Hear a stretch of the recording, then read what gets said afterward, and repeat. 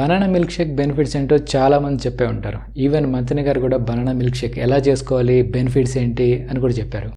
కానీ ఆయుర్వేద ప్రకారం banana and milk విడివిడిగా తీసుకుంటే హెల్త్కి చాలా మంచిది. కానీ ఆ రెండు కలిపి తీసుకుంటే బాడీకి టాక్సిక్.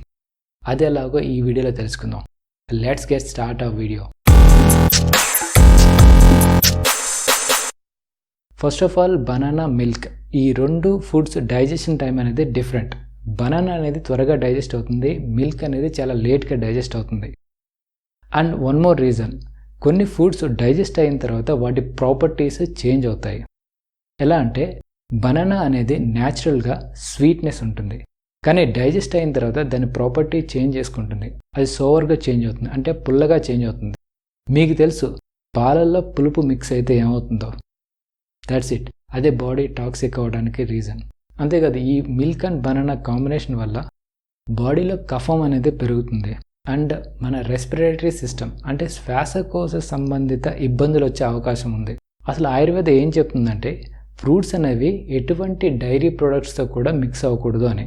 అంటే లైక్ పెరుగు, పాలు, చీజ్ ఇలాంటి వేటితో కూడా మిక్స్ చేయకూడదు అని. కొంతమంది పెరుగన్నం ఫ్రూట్తో తినే అలవాటు ఉంటుంది, బట్ ఆయుర్వేద ప్రకారం అదే రికమెండెడ్ కాదు.